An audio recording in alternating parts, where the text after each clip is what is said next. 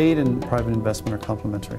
Tanzania has very significant needs for public infrastructure: roads, water, power, air transport, sea transport, telecommunications, secondary and tertiary education, public health at all levels.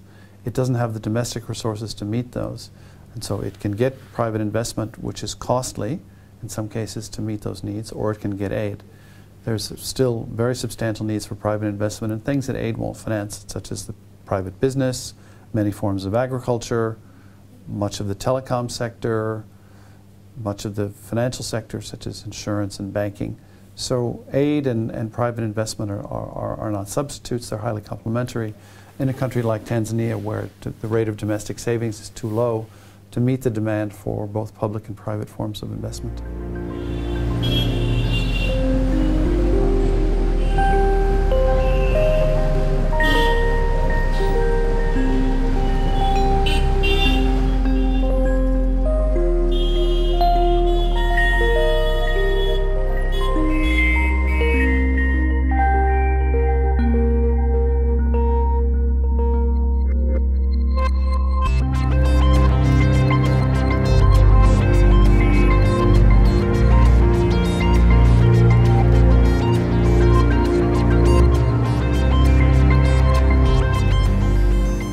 Private equity in India is actually very different from what is known in the mainstream, in the Western discourse as private equity. Private equity in India is much more like venture capital.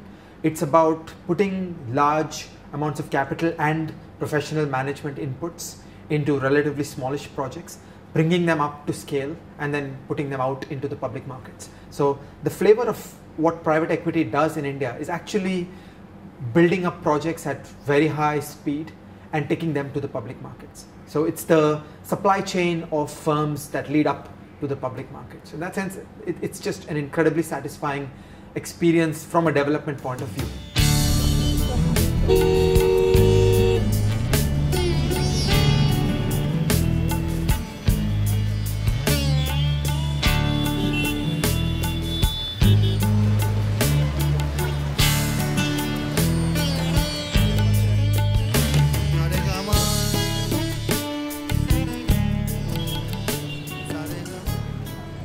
You start with a team that has some very good ideas and just does not have the capital to pull it off.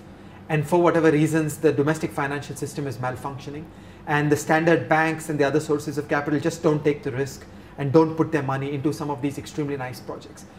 The role private equity and venture capital has come to occupy in India is that of putting capital into these projects within a couple of years, seeing these projects through to fruition, and then exiting them where those projects go either into the listed companies or go through the IPO market.